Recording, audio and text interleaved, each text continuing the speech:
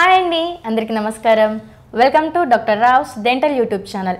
గత 25 years Osmania and గాంధీలో experience ఉంది and అలాగే 38 ఇయర్స్ నుంచి హైదరాబాద్లోని అమీర్పేటలో సర్వీస్ చేస్తున్నారు.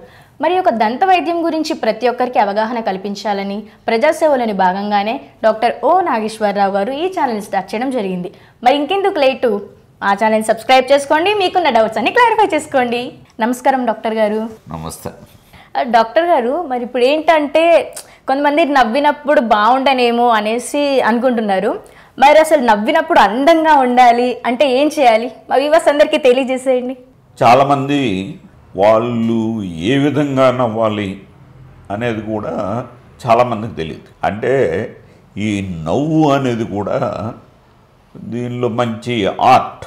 ఈ పళ్ళు తర్వాత ఆ పళ్ళని మనం ఏ విధంగా ఉపయోగించగలం. పళ్ళన్నీ సక్రంగా ఉన్నాయి, మంచిగా ఉన్నాయి, తెల్లగా ఉన్నాయి, కానీ వాళ్ళు నవ్వరు.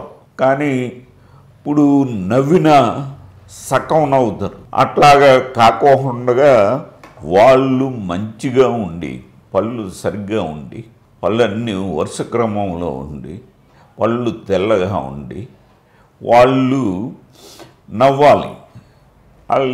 ఆ నవ్వు అనేది కొంచెం ప్రాక్టీస్ చేయాలి.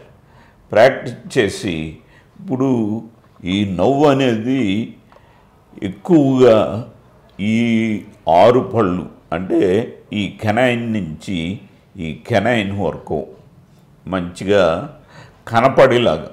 పళ్ళు కనపడకపోతే మనం నవ్వాము లేకపోతే నవ్వలేదు అన్నది ఎవరికి తెలియదు. అట్లాగే కొంచెం హై లెవెల్లో నవ్వితే ఇక్కడ వరకు అంటే మోలార్ వరకు కనపడతాయి అన్నమాట. అంటే ఈ దంతాల వరకు పళ్ళు కనపడతా ఉంటాయి.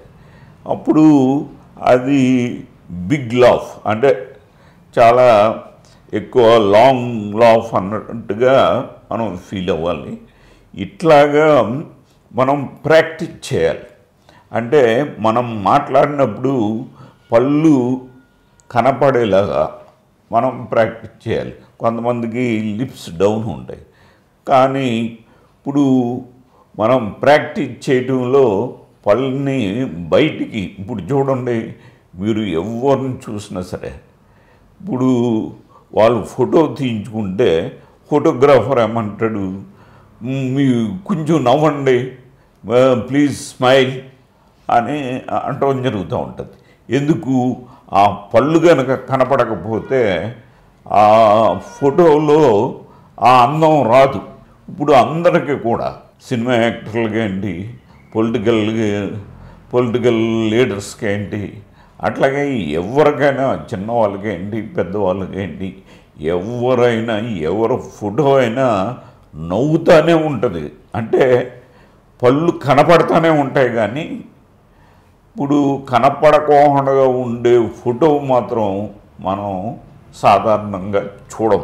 అంటే కొన్ని సమయాల్లో అది పళ్ళు కనపడకుండా ఉంటాయి, కానీ జనరల్గా పళ్ళు ప్రతి ఒక్కరికి కూడా పళ్ళు కనపడితేనే అది అందము. ఇప్పుడు ముఖం ఆ కవలికలు అవి కొంచెం బ్రైట్గా కనిపిస్తాయి అన్నమాట.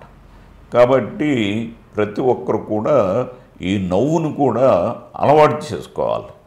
మనం ఎక్కువగా నవ్వాలా లేకపోతే తక్కువగా నవ్వాలా, ఎక్కడ ఎక్కువగా నవ్వాలి, ఎక్కడ తక్కువగా నవ్వాలి అనేది చూసుకుని అది ప్రాక్టీస్ చేసి పళ్ళు బాగా కనబడేలాగా ఒక్కొక్కసారి, లేకపోతే పళ్ళు కొంచెం కనపడేలాగా అవి ప్రాక్టీస్ చేసుకుంటూ ఈ నవ్వుని మనం ప్రాక్టీస్ చేస్తే ఆటోమేటిక్గా వాళ్ళ ముఖంలో అందాన్ని వాళ్ళు పెంచుకోగలుగుతారనమాట.